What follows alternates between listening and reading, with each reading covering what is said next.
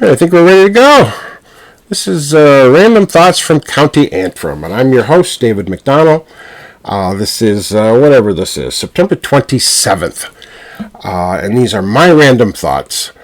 And this is the first of my podcast in the autumn of 2020. Summer is officially over. The equinox is behind us.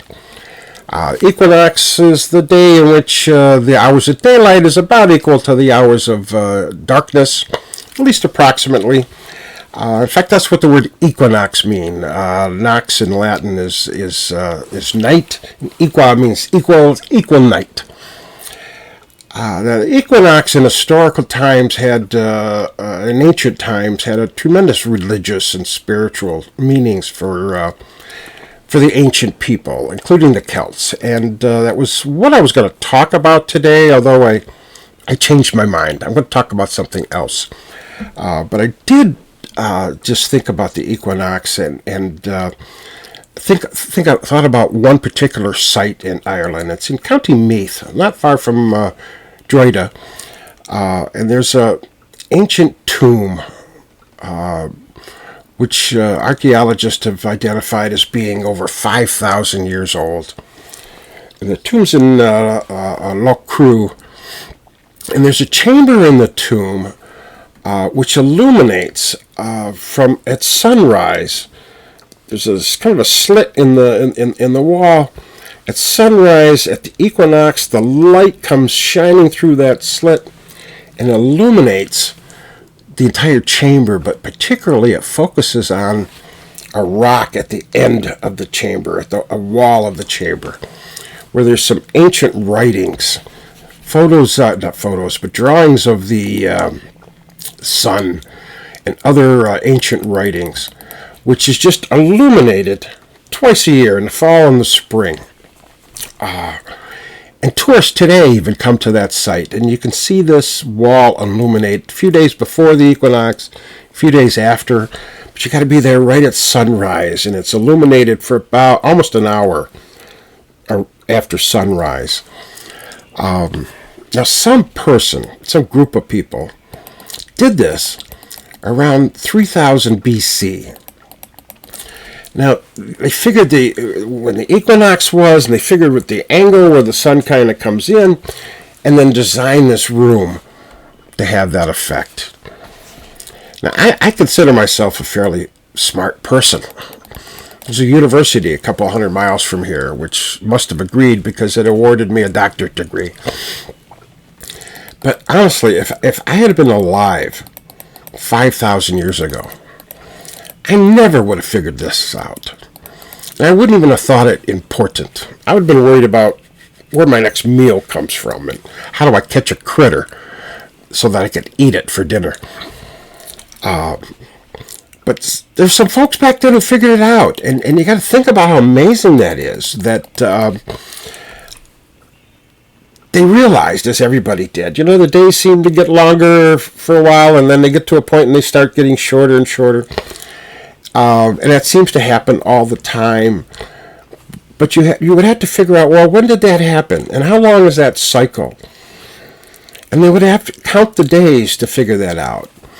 And they may not even have invented numbers at the time, but somehow the numbers in their ancient languages might have been 1, and they might have been 2. The next number might have been a lot. The next number might have been really a lot. But somehow they must have counted and gone through that process and realized that it was a 365 days between those events where the days start to get longer, and then when they start to get shorter, and then they start again. It's a 365-day cycle. And then they would have had to figure out, well, when is it about equal? And they would have had to done the same thing. They would have had to start counting days and trying to figure this out. They may have taken decades to do this because you wanted to make sure this is the same thing every year, year after year after year. So there had been a lot of calculations involved in figuring out when the equinox is, and then figuring out the angle of the sun, and coming up with the equinox and how to design this particular room to illuminate right at sunrise twice a year. But somehow the ancient folks figured it out, and you got to admire that. And I had planned on talking about that, as I said, but I changed my mind. Instead, I'm going to talk to you about boats, and 3 boats in particular. 1 made in America and 2 made in Ireland. Now, the first boat that I'm going to talk to you about is my boat. I have about a 19-foot inboard-outboard day boat. It's a wonderful boat that I keep at Torch Lake, or I trailer it to Torch Lake on a regular basis. If you're at all familiar with northern Michigan, you know Torch Lake is one of the most beautiful lakes in the world. And I live on Lake Michigan, but I don't keep my boat on Lake Michigan. We have storms coming in off the Great Lakes all the time. And they can be horrific storms, gale force winds, heavy waves, thunderstorms. In the winter you get blizzards and ice shifts and whatever. So you just can't, even in the summer, keep a boat on Lake Michigan and expect to be there. In fact, that's the problem we have in northern Michigan. Is we have storms all the time. Some of them are quite horrific storms. And a storm a few years ago took away my dock. A storm after that, 2 years ago, took away my beach. Last summer, a storm took away my deck that I used to sit on and enjoy Lake Michigan. Of course, none of those are covered by insurance, none of those losses. And we don't get any federal assistance when that happens. That seems to be in sharp contrast to those who live along the Gulf Coast, the Gulf of Mexico, or the Atlantic coast, where they get hurricanes and tropical storms all the time. And when they do, all of a sudden, insurance companies come to the rescue and help them rebuild. Federal assistance, somebody declares it a disaster area, and federal assistance starts flowing. And money is available to rebuild. And storms on the Atlantic coast and the Gulf Coast are just as predictable as they are in the Great Lakes. But they're treated differently. And my theory for that is, when you live in the northern part of the country, storms are just storms. And the difference is we don't give them a name. If we named our storms, if a storm which took away my deck was called Great Lakes Storm Frederick, I'm sure I would have got a federal grant to rebuild my deck. But storms that hit the Gulf are given names, and because they're given names, federal money and state money and insurance money flows to help people rebuild. But that's just a thought, a random thought at that.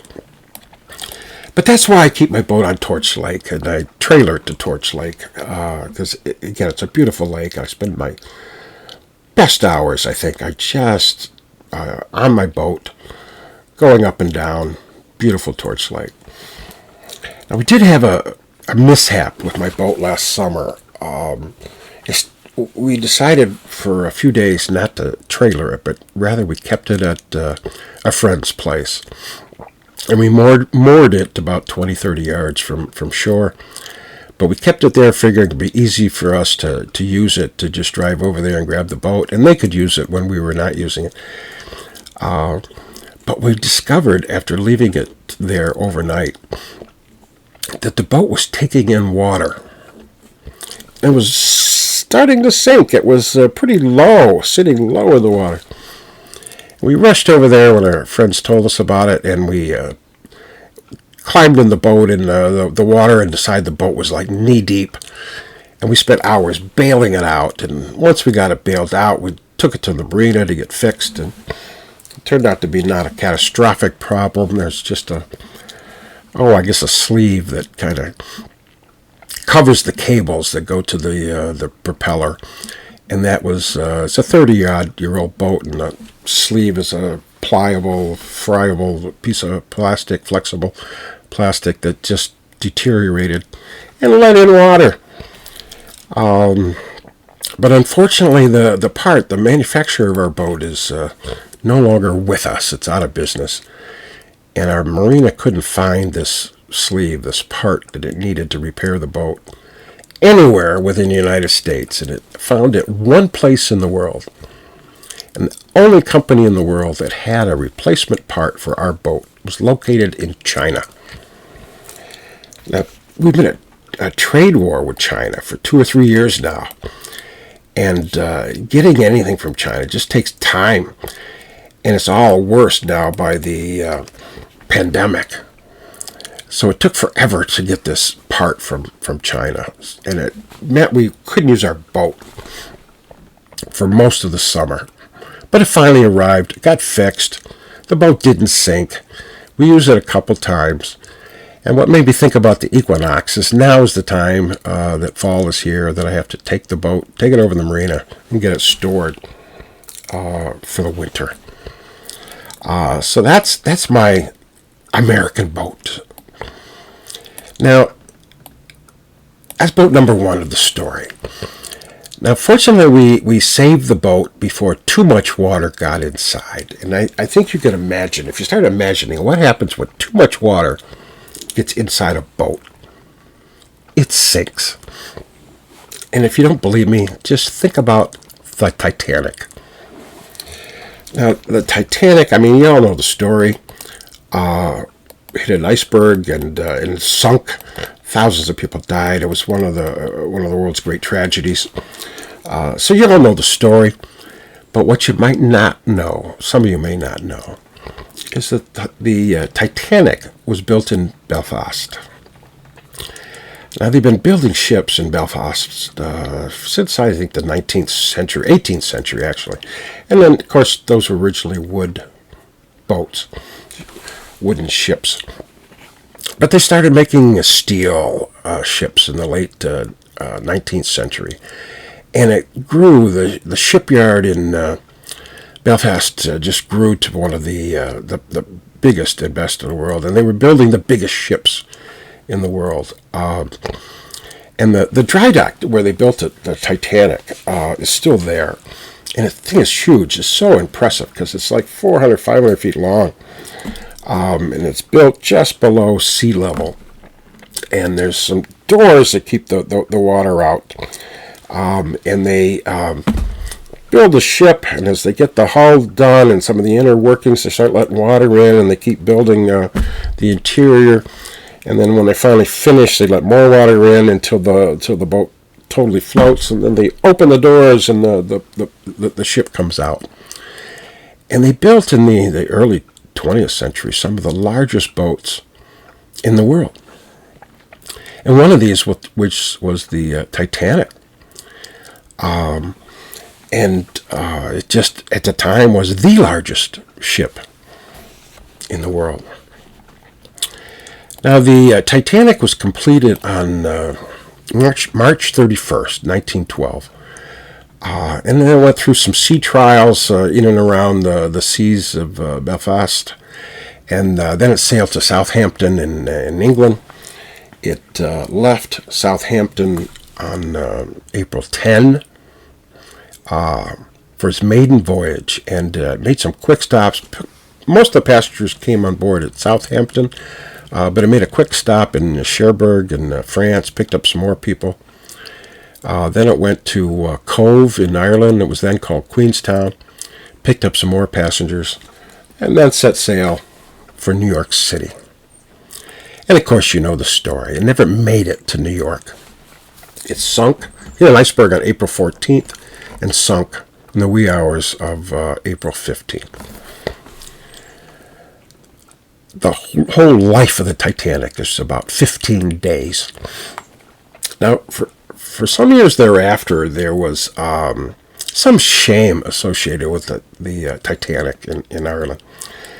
I mean, it was a tragedy, and it touched everyone who was associated with the Titanic.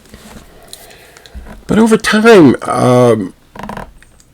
it shifted, the mood shifted, attitude shifted, and it actually became a point of pride for those who built the Titanic.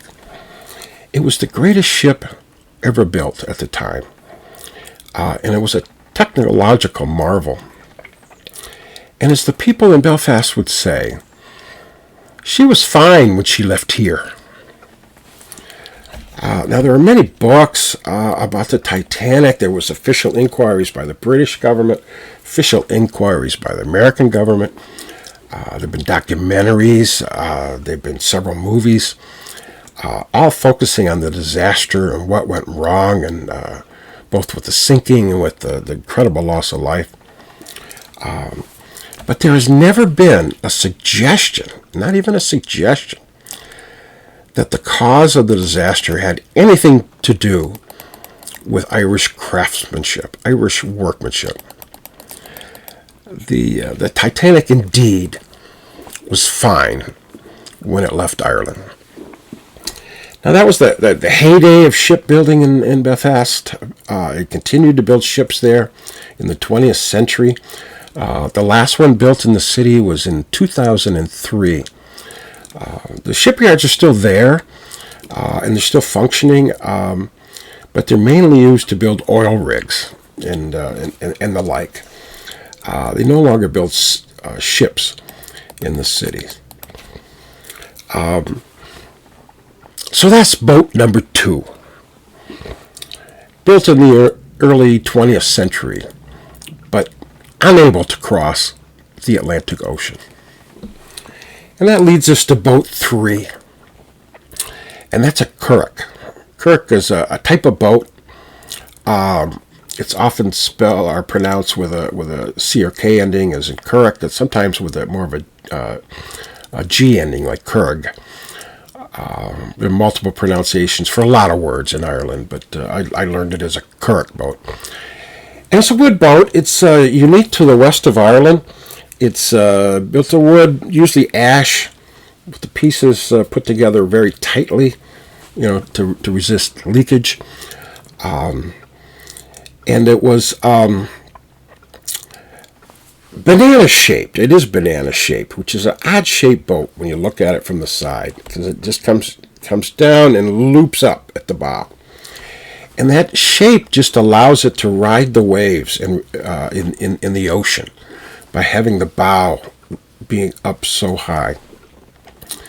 But the most unique thing about a curragh is its outer shell. It's built with ash wood, typically, and then encased in skin, animal skin. And that animal skin was kind of stretched down real tight on the outside of the boat. And there would be some seams, and they'd be stitched real tight as well. And they'd use some tar or some other substance to try to help with those seams. But the main thing was, it was the skin. It was the animal skins on the outside of the boat, which kept the boat watertight. And they were powered primarily by oars. They also had a shallow draft, so you could go in the rivers, shallow rivers inside Ireland. But they also were typically built, the larger ones were built with a mast, so you'd have a mainsail, maybe a jib or whatever, so you could actually sail out in the ocean. So it was a boat you could use in the ocean, or you could use in narrow rivers. And they were quite common in Ireland for thousands of years, actually, and they remained common through much of the 20th century. Kind of hard to see now. I mean, hard to find now. If you go around different villages in the west of Ireland, you can still see a curragh now and again, but they're not near as common as they once were. Now, although the Titanic never made it from Ireland to North America, there was a curragh which did. And there was an Irishman who sailed this, and he did it he sailed from Ireland to Iceland to Greenland, and eventually to Canada. And he did this in the 6th century, centuries before the Vikings and centuries before Christopher Columbus traveled across the Atlantic. Now, this man's name was Brendan. Brendan was an Irish monk, and he founded a monastery in Galway, and he and other monks traveled around Ireland doing the things that the monks do. Sometimes his travels were overland. As often he'd travel on a curragh, upriver, downriver, and around Ireland, around the coast, and go inland from there. And he took a trip or two to Europe aboard a currach. And for this, he was known as Brendan the Navigator, or Brendan the Voyager. And he became fairly well known in Ireland for his voyages. Now, when he became older, he was actually in his 70s. He and a dozen other monks sailed west from Ireland. And they were gone for 7 years. And eventually he made it to a land which he called the Land of Promise of the Saints. Now, if you go through the records and go through the stories, what he really went to was Newfoundland in Canada. And the details of his trip were written down several centuries later in a book called Brendan's Voyage. And according to that text, Brendan sailed west, he and his colleagues. They sailed west, and they landed in Newfoundland, which he didn't realize, perhaps, was Newfoundland. And there he met St. Patrick. And he met Judas Iscariot in this land. And he also encountered sea monsters and talking birds. And then made the return trip after 7 years. Made the return trip back to Ireland. And his return trip must have been in the spring because the text talks about him conducting an Easter Mass on the return trip. And there was a whale who was following his currach boat on the return trip east and came right alongside the currach. And Brendan got off the currach and climbed on the back of the whale. And he delivered his Easter Mass from the back of the whale. And that's the story of Brendan. Now, there's a risk, of course, of taking too literally an account that's written several centuries after the fact, because sometimes they take some liberties with the fact.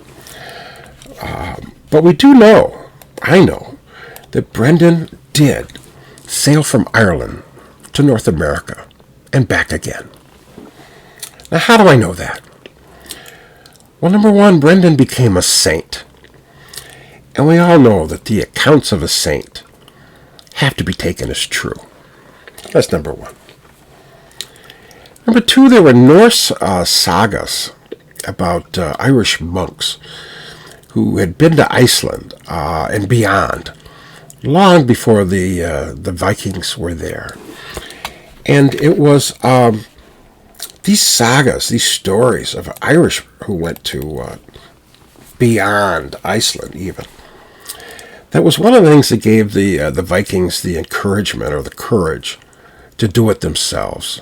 And we do know as a fact that the Vikings arrived to North America. There's artifacts, not only the sagas and stories, there's all kinds of evidence that the Vikings were here in North America long before Christopher Columbus. And perhaps, according to some evidence, they were encouraged to do so by the tales they had heard of the Irish doing the same thing. Now, if you wonder whether it's even possible to go across the Atlantic in a currach boat, the answer is yes. In 1976, there was an explorer who proved that it could, and his name was Tim Severin. And he and four others built a currach in the same technology that was available in the 6th century. They didn't use modern techniques. And they built it in County Dingle, and they sailed west. And it took 50 days for them to reach the shores of Newfoundland. And they were barely alive when they did. But they did make it, and they proved that it could be done. And they only made it one way. They didn't have enough courage, enough strength to make it a round trip. But they didn't make it. And so I, for one, am convinced that Brendan sailed across the Atlantic from Ireland to Newfoundland in the 6th century. that he and his monks were the first Europeans to set foot in North America. Thoroughly convinced. I'm not, though, quite so convinced about the whale part of the story. That may be a tale too far to be believed. The rest of it, though, I'm sure is true. Now, when he came back with just the monks that came with him. He didn't bring back St. Patrick or Judas Iscariot. I mean, why those two gentlemen were in Newfoundland in the first place is beyond me. But once he found them there, I don't know why he didn't bring them back. I'm sure St. Patrick would have been welcomed back to Ireland. Judas, perhaps not, but perhaps people would have been intrigued to hear his side of the story. So that's my tale. 3 boats. 1 built in America, 2 built in Ireland. Now, don't forget to take a look at my website, clandonald.net. I haven't been able to post anything new there for a couple weeks now. I'm having issues with the platform and not been able to post anything new. So I'm getting a new platform. I'm using that as an excuse to redesign the entire website so it'll be much more attractive and easier to use. So stay tuned. I'll be keeping you advised of the progress on my new website. But in the meantime, send me an email. I'm at clandonald at gmail.com. Take a look at my Facebook page. I can still update that. The Facebook, just put in Clandonald in the search box, and my website, my Facebook site, Clandonald, will pop up. You'll see my latest musings of and announcements and the like. But in the meantime, as always, please stay smart, stay safe, and do the right thing. And perhaps we'll all get out of this pandemic together. So tune in next week, but in the meantime, goodbye.